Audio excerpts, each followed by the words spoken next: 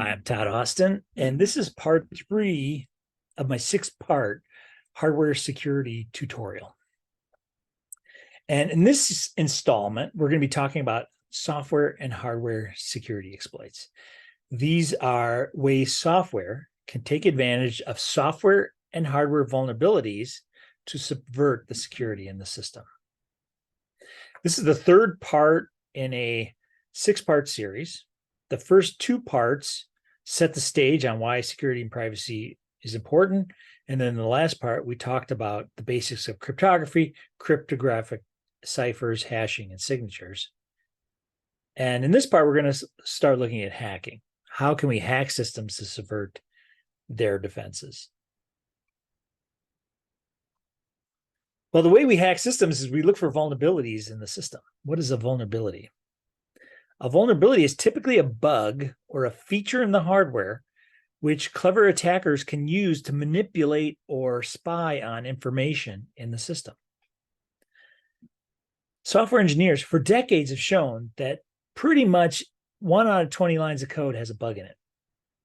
And security researchers have shown that a sizable fraction of those bugs can be turned into security exploits. So in today's world, the software and the hardware today that exists is riddled with vulnerabilities, and many of those vulnerabilities can be turned into exploits. This is certainly true on Windows. I had to reboot my computer today. It's a Wednesday. Patch Tuesday was yesterday.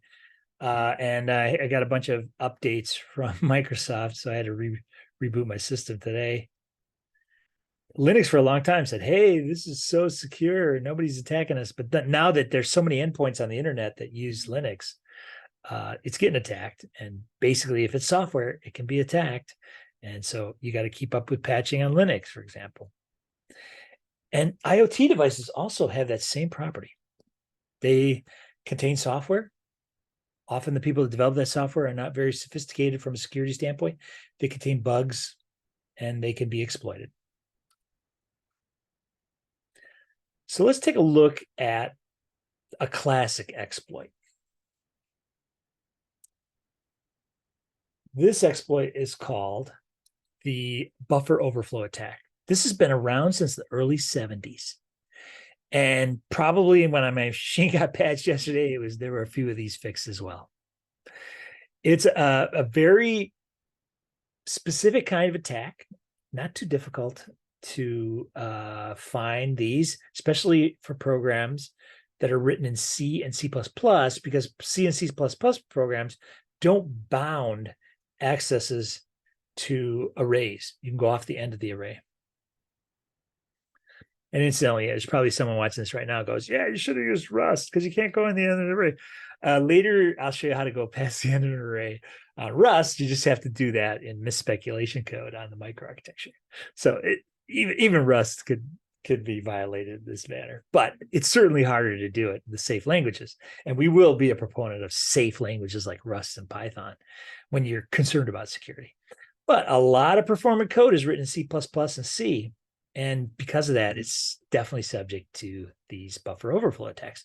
Let's see how it works. If you recall from a compiler class, if you ever had one, that the local variables for this function foo are located on the stack. And they grow up in memory on the stack. So this buffer right here, 256, is on the stack. The local variables before it are above it on the stack. And if you recall from your compiler class, in the stack frame is also the return address. Now, what is the return address? Whoever called this function, this is the instruction after the call, so that when you return from the function call, you know which instruction to go to. That's actually recorded in the frame here. It's called the stack frame. Now, if I have a well-behaved input for this program, I read 200 integers into this buffer, the buffer will partially fill and the program will do what it should. But you'll notice in this particular program, I don't actually limit the number of input read to 256.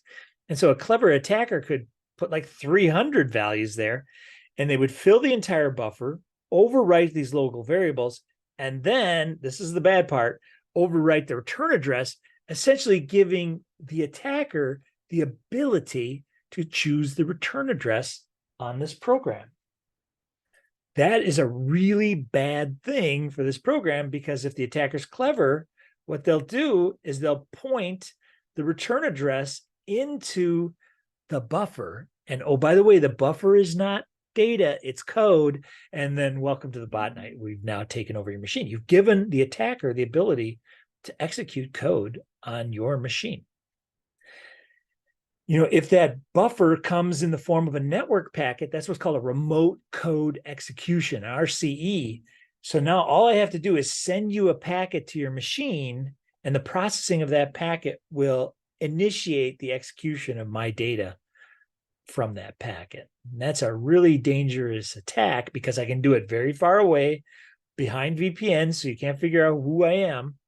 And I don't need any action on your part to penetrate your machine. So it's a very desirable attack by the security community, and one we definitely want to find and fix as quickly as possible. It's hard to find and fix all these buffer overflow attacks, because you have to find all the bugs in software, and finding bugs is just really difficult to do. So the way I want to present these attacks is I want to demonstrate going around this security arms race wheel as I present attack to attack. So coming out of the buffer overflow situation, what developers noticed is you're executing code on the stack, and that normally never happens. Not even just-in-time compilers generate code for the stack. They put it in the heap, for instance. And so that's weird. So what hardware developers did is they gave the ability to turn off execution of instructions in the stack, and then all of a sudden you had a new machine, and on this particular machine you couldn't execute instructions on the stack. Now enter the heap spray attack. What the heap spray attack is it's a buffer overflow that instead of jumping to the stack data in the buffer, it's going to jump to the heap. Now you don't necessarily typically know where the heap is, and so it's hard to figure out where to jump to. So what happens with heap spray is we're just going to fill the heap with what's called payload code that we can jump to. Long sequences of no ops followed by our attack code. And we're just going to repeatedly write that into the heap until the heap is almost full. On a 32-bit machine back in the day when this attack was popular, on a 32-bit machine, if I could inject a gigabyte of data into the stack that was payload, I could jump to a random address in the address space and have a 25% chance of hitting my attack code. So that's a pretty good chance. So now I have the ability to inject code on the stack and jump to it with a buffer overflow to a random address, hopefully hitting some of my payload in the stack, in the heap, I mean. Really, really impressive modification of the buffer overflow. Now, the one question that might come to mind is, how do I get all that information in the heap? And that requires what's called a blended attack, where I have some other mechanism to fill the heap with the information I want. And a typical approach for this is you land on a web page, and what that web page is going to have is some JavaScript. It's going to create some strings that it references every single one of them. And it's going to fill the entire heap with string data, but that string data just happens to be actual instructions that I can jump to. How do you protect against this? It's difficult to protect against this. I mean, certainly 64-bit address spaces help, because if you put in a gigabyte of heap spray on a 64-bit address space, it's still minuscule probability you'll be able to randomly jump to it. So in that case, you actually need to know where the heap is. You need some other mechanism like a pointer disclosure to show you where the heap is. So that's a little harder with bigger address spaces. Back in the day, Internet Explorer used to disassemble strings in JavaScript, and if it saw that the strings were actually x86 instructions, it would terminate that JavaScript. So that was one way to stop it, but definitely hard to stop it. One way to stop it is to not let the machine introduce any new code at all. You can't have any execution on the heap, any execution on the stack. You only have execution in the text segment of the program. And so now enter what's called return-oriented programming. This is atypical for modern machines because just-in-time compilers like the Chrome JavaScript jitter wants to put code in the heap because you're downloading JavaScript, it's being run as x86 code that was generated on the fly. That'll be in the heap. But let's say you're building a voting machine. You don't want anybody to inject code on your voting machine. So in that case, you can build a machine where it's physically impossible to put new code into the machine and execute that code. So enter return-oriented programming, where we're going to inject stacks, which are going to take existing code and run it in a new way. What we're going to do is we're going to look at the tails of functions, the instructions leading up to the return instruction, and we're going to build a Turing complete interpreter out of those tail function calls.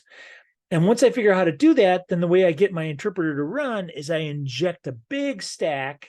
I overwrite the stack with many returns, and the returns stitch together these instructions to create the new program I want from the old code. And it's been shown many times that even moderately small libraries, the tails of those functions, can quickly produce a large number of Turing complete interpreters.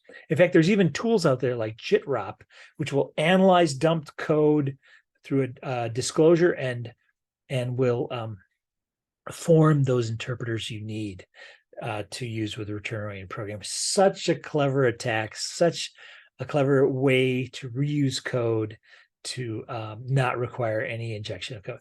By the way, if you want to jailbreak an iPhone, which has very strong controls over what code can go into it, it only accepts code that's signed by Apple. The way you do that is with return-oriented programming. And using return-oriented programming, you're going to disable those protections either by patching the operating system or reloading a fully patched version of the operating system. Incredibly clever attack, and incredibly effective at machines that don't allow any new code or unsigned code to be installed. So that's software-based attacks. Now let's take a look at some hardware attacks. Now, software and hardware attacks, they're both done with software, but the software-based attacks are taking advantage of software vulnerabilities. The hardware-based attacks are taking advantage of hardware vulnerabilities. And this is the cold boot attack is a great example of a hardware vulnerability. Here we're using a hardware vulnerability to subvert protections in the system. And specifically, the protections I want to subvert are memory protections. So I have this system that is maintaining very good memory protection. I have physical access to this system. It has an encrypted disk. And inside of its DRAM, I have the system contains the keys for accessing the encrypted data on the disk. And I want to get access to those keys, but the system has very good security. So if I log into the system, I can't get access to that data. It's in another process of the kernel, and I don't have access because of memory protection status. So what I'm going to do in a cold boot attack is I'm going to take advantage of cold operation of the DRAM. I'm going to literally use Freon and other coolants to blow cold air on that DRAM until it freezes to very cold temperatures. If you've ever studied DRAM, what you'll know about DRAM is it's not active logic. It is passive logic containing capacitors, and we charge the capacitor, and then it holds the charge for a little bit of time. It slowly dissipates. But if I come back, every 64 milliseconds and recharge that bit, it'll hold that bit permanently. The reason why we do that is because you get much better density on the DRAM. And so, with active logic, maybe I could get a half a gigabyte of DRAM on my DIMM. With passive logic, capacitor logic, I can get 16 gigabytes on that DRAM. So we love space on our DRAM, so we use these passive techniques. The idea of a cold boot attack is to super cool the DRAM so that its refresh rate goes up to minutes. It can hold these values for a long time, and then I pull the DRAM physically out of the computer. Now, it doesn't need to be powered to hold its memory value because the energy is trapped in the capacitors. It doesn't need active power to hold that value. They're still being held and leaking slowly because it is such a cold DRAM. And I plug it into my own system that has no security in it, and then I dump the DRAM. And then I look for those keys, and This was an attack that was really piloted by one of my colleagues here at Michigan, Professor Alex Halderman, and he developed techniques for basically looking for invariants on these cipher key tables and basically pulling the key tables out of these memory dumps. Pretty effective. This is a really effective attack, and it subverted a lot of very good memory protections in a very surprising and simple way. So, one of the outcomes of this was that the hardware community started to do things like encrypting DRAM with DDR3. They didn't call it encrypting, they called it scrambling. But they basically came up with an encryption-like algorithm that was designed by memory designers, not cryptographers, and would obscure the memory. And a student of mine, Salsaway Ferretti, who's now an architect at Intel, you can see here, he put an image into in a RAM, that's the original image, and then he looked at that image on DDR3 and DDR4 RAMs, and you can see in DDR3 there's a lot of information leaking through the scrambled memory because there's correlations between the ciphertext and the values we're seeing here. So you can see for sure the outline of the woman's head. You can see her eyes, her hairline, her chin. And in DDR4, which seems to be a little bit better, there's less information leaking through, but you can definitely see her outline of her hood here for sure. And so what Salsaway did is he reverse engineered these scramblers and was able to basically pull all this information out, including the keys that were in DRAM. The way he did it was very clever. Basically, he was able to discover that the encryption algorithm that was used was a per block master key would tweak the key and then generate a random sequence, which is then XORed against the data, which is a pretty popular encryption technique. A counter mode strong encryption works this way, in fact. And so what he did is he looked at all the blocks in memory, and he looked for the most common block in memory. Okay, and then he surmised that the most common block was a 0 block. And if the most common block was a 0 block, then that meant that the key was what was in that block, because anything XORed with 0 is the thing. So if you take the key data and XOR it with 0, you see the key data in that block. And so then he reverse engineered what the original value was, and then basically decrypted all the DRAM, and then looked for the information, the key information that he wanted out of the DRAM. So clever, such a clever attack. I'm interested to see if DDR5 can improve upon what was broken in DDR3 and DDR4 pretty quickly. And that, at the time of this video, DDR5 is just coming out now. Now, the countermeasure to this is really to use strong encryption, right? And one way to get that in the marketplace today is with Intel SGX. When stuff comes out of the cache memory system, goes into the DRAM and Intel SGX, it's strongly encrypted with a very strong cipher. So it's unlikely that you could get information out of that DRAM. And I'm not aware of any attacks on that level of the memory system.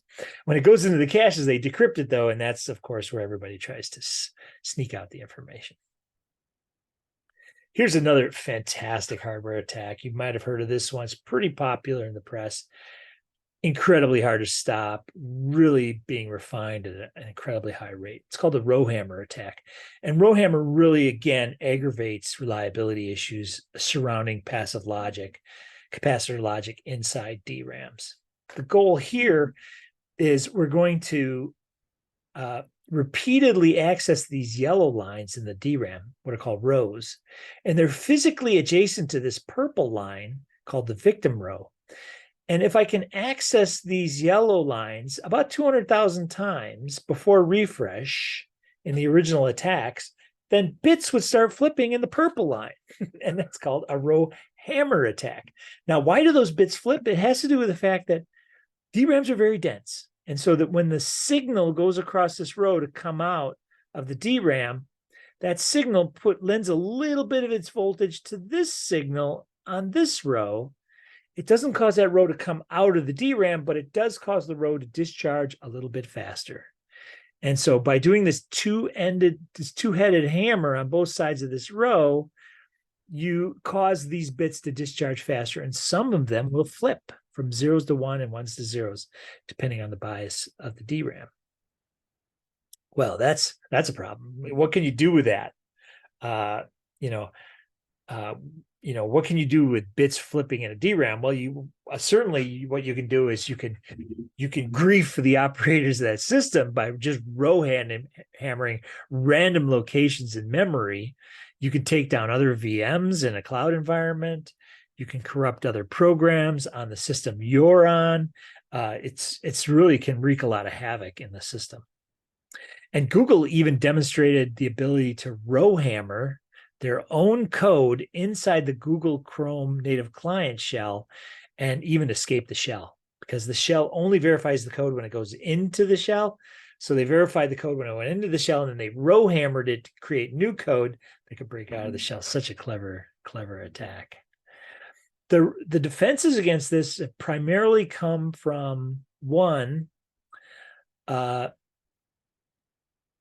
from increasing the rate of refresh from 64 milliseconds to 32 milliseconds. So you just have less time to do these activations. But increasing density in DRAM and more clever activation approaches have led to today, mid-2023, that it's possible with about 5,000 activations, almost 2 orders of magnitude better reduction, to cause a row hammer bit flip. It's really impressive. The other defense really goes to the reason why we never see these when someone isn't actively attacking, because you don't get a lot of locality in the DRAM, because as soon as you get locality to those addresses, all that information gets moved up into the caches. So in order to subvert the caches, you need like a cache flush instruction, or you need instructions that go around the cache, like uncached loads. And so very quickly, they made these not accessible from the user space and code. But then, very quickly, my students included, figured out ways to manipulate LRU chains and get back to that DRAM very quickly within a single refresh cycle. So this is an incredibly hard attack to stop. They said they would stop it for DDR4. They didn't stop it. Very quickly, people were hammering DDR4. Much ado about stopping it in DDR5. We'll see if that actually happens. But I will not be surprised if we see a DDR5 DRAM get, it's mid-2023 right now. I won't be surprised if we see a DDR5 DRAM get row hammered pretty soon. We'll see. It'd be great to stop it. Personally, I don't see this one getting stopped very soon. We're on the arms race with the row hammer right now. Really hard to stop. This next hardware attack is really the result of rogue designers. Somebody in the design of a chip decided, I'm going to backdoor this chip with a trigger that only I know. So in the future, after this chip gets in the market, I can hack into any system with this backdoor Trojan by just knowing what the trigger event is. Really, that's probably a system designer's worst nightmare in the leadership. And so one thing I'll say about hardware Trojans is we don't really have an example of a real one to hold up and say, yep, this is a vulnerability we should worry about, other than physical demonstrations from researchers. But the idea that a backdoor could be introduced into a commercial design that only a certain single person or entity or organization would know about is so scary to governments and other security organizations that there's a lot of effort put into trying to come up with ways to stop this. And what's interesting is there's a lot of places it can happen. It can happen in the specification of design, the actual design at the hardware description layer level. It can happen inside the synthesis compiler that generates the circuits from the HDL specification. It can even happen in the fab. Someone can manipulate the GDS2 design to insert transistors in the design there. It can even happen in the board manufacturing where somebody replaces a particular part on the board. So it is it's an overarching concern. We haven't seen demonstrations of these attacks other than just proof of concepts, but it is a great concern of governments and security organizations. Let me show you two examples. This is probably the first Trojan that ever existed. It was built by a guy named Sam King, who was a professor at the time at University of Illinois. And what he did is he added a hash. Remember that from last lecture? He added a hash function that would reset on a branch and then would record the sequence of instructions in a basic block, creating a hash signature. And then the system would simply look for a specific hash signature and then set the superuser bit to true. And so if that signature, if that basic block that produced that signature occurred, then we would go into superuser mode automatically in the hardware. And so what you do is you just design a long sequence of instructions that no one's ever executed. You know, it's got weird combinations of instructions, super long, random selection. You'll never see it in any piece of code. And it produces this unique signature, mostly unique signature. And so chances are, you know, because if it's a good hash, the collision rate will be low. You can run this machine for 1,000,000 years and you'll never see that thing trigger. But if you know the secret sequences of instructions, you can immediately become superuser. Really, really powerful backdoor. And these are actually pretty tiny little circuits. I think Professor King built this with just 1,800 gates, which is pretty tiny.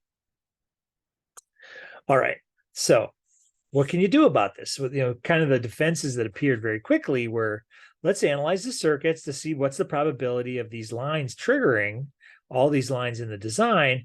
And if you analyze this particular circuit, you'll see very quickly that the probability that this triggers is 1/2 to the number of bits in the signature of the hash.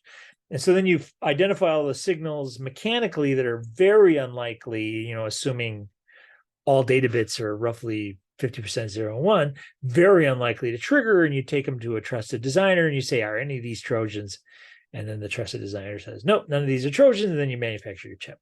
So that was the technique that was basically taken. So then I entered the fray. And what I wanted to do is I wanted to be under the Verilog. So I wanted to be in the circuits. And I didn't want to be digital. I wanted to be analog. So this is called the A2 attack Trojan. And A2 is, you know, the city I'm in is Ann Arbor. We call it A2, but A2 stood for the analog attack. So what the way this occurred was just a little bit more background information. At the time, kind of the two main defenses that were being proposed in the literature were visual inspection. We're going to look at your circuit after we manufacture it and see if anybody added anything to it. So this was a 3-transistor backdoor for Linux applied to a microprocessor. So it's real tiny. It's going to be hard to find those 3 transistors. And the second thing they were doing at the time is they were analyzing power signatures. Are these circuits using more power than I expect? That may be because someone inserted a Trojan. And so this Trojan is passively powered. It just steals a little bit of energy from existing circuits to power itself. What the signals it steals from are infrequently asserted signals. Like this is a very large backward branch borrow. So you only see this when you backward branch by many, many megabytes. Very rare. This is a large negative subtract, also rare. And this is a divide by 0 signal, also rare. And so when these signals naturally occur at a very low rate, they charge this transistor capacitor very slowly, and nothing really happens. But if you write a program that does those infrequent values repeatedly in quick succession, then you can charge this capacitor and flip this privilege bit and go superuser.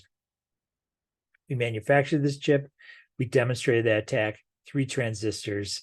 It was a really exciting a time because it was really the first attack that suggested, hey, you know, you could actually add this in the fab. You don't need to manipulate the design. And then I'll tell you two sort of things that came out of this that make it a especially great piece of work that I remember fondly. One was at the time we were starting to get press about this, and somebody in the military, DoD research, emailed me and said, "You, sir, are a bad American." And I may be a bad American, but I don't think I'm a bad American because of this, because the goal here was to say to the research community, maybe some of those defenses you're looking at aren't going to see this. So why don't you look and design defenses that can see this? And the second thing is, maybe your attacker is not on your design team. Maybe your attacker is in the fab. And at the time, what was really interesting in 2016 is it was starting to become clear that it was less likely that a design was going to be made and created and manufactured in the same country. And it was looking like, as it is today, a design is made in country A and it's manufactured in country B. And I don't really want to make any judgments about the trust of country A or country B, but I will make the judgment that trusting across international borders is harder than trusting in one country where everybody's under the same laws. So it's a challenge to establish trust across international borders. And it's really interesting to look at the U.S. Chips and Science Act that passed in 2022, which was really about three things, right? Build more fabs so you don't have supply chain challenges that stop car manufacturing and stuff like that. To compete more effectively with international fabs. And three, increase trust in our silicon by bringing it back onshore. Well, the reason why you might not trust offshore is because of attacks like this. So I think it's good from an ethical hacking perspective to be aware of these kinds of attacks. So, I don't apologize for this. I think this is actually very illuminating, this kind of attack. And then also, I'm very interested in working on the zero transistor attack. We'll talk about that some other time. All right. So that's hardware and software hacking, where software hacking is taking advantage of software vulnerabilities and hardware hacking is taking advantage of hardware vulnerabilities. And then here's a couple of discussion points from the previous lecture and this lecture. I just want to bring them up just to talk about them because these are questions I get all the time from students here at University of Michigan, and I think they're interesting to think about. One is does the software arms race ever end? And I would argue that if you're fixing vulnerabilities, it never ends. And the reason why it never ends is because we have not yet engineered the perfect human. Right? And we haven't engineered techniques to find their mistakes very effectively. And this is true both for the software vulnerabilities, and it's absolutely now the case for hardware vulnerabilities. If you're an architect at Intel, AMD, you're probably can attest to the fact that it's on everybody's mind, what are the potential hardware vulnerabilities? And nobody's thinking yeah, we fixed the last hardware vulnerability. It's what did we not find? So these are endless races. I think it's interesting from a research perspective, and we'll talk about this in the sixth part of this series. How can we build defenses that don't have to find and fix vulnerabilities? That is the core of my research, and one that can really step out of the arms race. It says, okay, fix your bugs over there. I'm going to defend stuff without fixing the bugs. And I think that's a very promising direction. How do you know a server's public key? You want to connect to your bank. You need the public key of the bank. How do you know the public key of the bank, right? That's a difficult question, right? And well, the public key of the bank actually is signed by a certifying authority like Google or VeriSign. And then how do you verify that it was signed by Google or VeriSign? You get the public key of Google or VeriSign, right? How do you get the public key of Google or VeriSign? Well, it's not turtles all the way down here. There's a root of trust. And what the root of trust are the roughly 160 certifying authorities, Google, VeriSign, and a bunch of other organizations in the world that submit their public keys to browser developers. And those browser developers include those public keys in the binaries of your browsers. So that's the root of trust. If you trust that your browser hasn't been hacked, then you can trust that the signature of the signing authority, the public key, is known to be correct. And then you can verify the signature of your bank, and then you can encrypt your secret with the public key of the bank and authenticate and communicate through symmetric key cryptography with your bank. And it's a great technology, great technology. Can all software-based exploits be fixed? That is a great question. That's a great question. And the answer is maybe if we could find them all, but we can't find them all for two reasons. One, the way to find all the vulnerabilities in software is to use formal methods. What does that mean? That means to use mathematical proofs on software that the software contains no bugs of the particular kind of bug that I'm worried about. And that's certainly possible. Rich area of research that I'm involved in as well. The challenge there is twofold. One is my software so complex that I can't do that proof, right? You can do that proof on like a little AES kernel, but you're probably not going to do that proof on the just-in-time compiler for Chrome, which is, 2 million lines of code. It just doesn't, those algorithms just don't scale to that size of code. They could do that proof if you could run them for millions of years, and we say that it's become intractable. There's some aspect of the proof that's just too difficult to compute. But here's the other problem. How do you verify the vulnerabilities that haven't been discovered yet? In January of 2018, we discovered this new hardware vulnerability called Spectre and Meltdown. And it's kind of plagued the hardware industry ever since. How do we build a verifier for Spectre and Meltdown in January 2018 that works in December of 2017? Those are what are called the unknown unknowns. And they are absolutely something we'll have to concern ourselves with. Because as we put software and hardware into the field, new vulnerabilities will be discovered by incredibly clever researchers and attackers. So can all software-based security exploits be fixed? I stand firmly on the ground that says no, never. And to be honest with you, it really raised my game in the defense world to assume you couldn't find and fix all those things. It's a very practical place to be in. Now, should we not even try to find and fix them? No way. We got to do our best. We got to clean up as much as we can to reduce the load on whatever other mechanism you have, which is typically none. Can all hardware-based security exploits be fixed? And again, it's just like software. Software for 40 years has been going around this security arms race loop. And now we're seeing that in the microarchitecture as well. And it's so exciting to see all these new attacks. And then, in the next conference, see the attacks get protected again. And then in the next conference, see those protections get taken down. I even saw a protection get taken down in the question and answer session at the end of the presentation of the paper at a recent ISCA conference. So it's really interesting to watch this security arms race progress. And again, given the complexity of modern microarchitecture and our inability to mathematically reason about it, it's going to be a huge challenge to formally verify those architectures against these vulnerabilities. And then we're still not going to be able to protect against the future vulnerabilities that no one's discovered yet. So yeah, vulnerabilities, I got to get away from vulnerabilities. Find and fix them is just too hard. If we want durable security, somehow we've got to move past that. We'll talk about that in the 6th part of this series.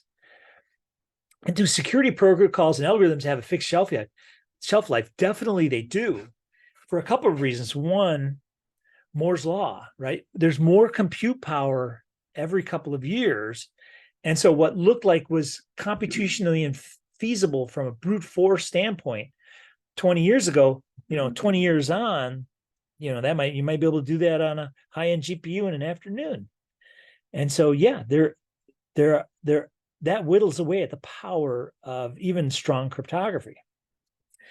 And then also cryptanalysis advances as well. People find better ways to analyze systems for potential vulnerabilities using machine learning and advanced mathematics, et cetera, et cetera. The human ability to do that analysis proceeds. And so that's why we're always seeing, organizations like NIST in the United States, which, organizes contests for crypto standards in the US. We're always seeing, new batches of those. Right now, an important one is the post-quantum cryptography algorithms, because as we talked about in the previous lecture, quantum computing makes some of those two-way functions a little bit easier to reverse. And so we need algorithms that are not easy to reverse on quantum computers. And here's some citations you can take a look at to learn more about some of the material that I included in this unit. And that's it. That's the end of the 3rd part. Next time we'll be looking in the 4th part of the series at side channels, which are another passive vulnerability where clever attackers can just observe a system and learn about its secrets. Really powerful form of security attack. One which is a particular interest to hardware designers, because many of that leakage comes from the hardware itself. It's not just the software, it's the hardware as well. So thank you for watching this video. If you have any questions, feel free to reach out. Please like and subscribe to this channel. And I look forward to seeing you again in the 4th installment of this video tutorial series on hardware security. Take care, everybody.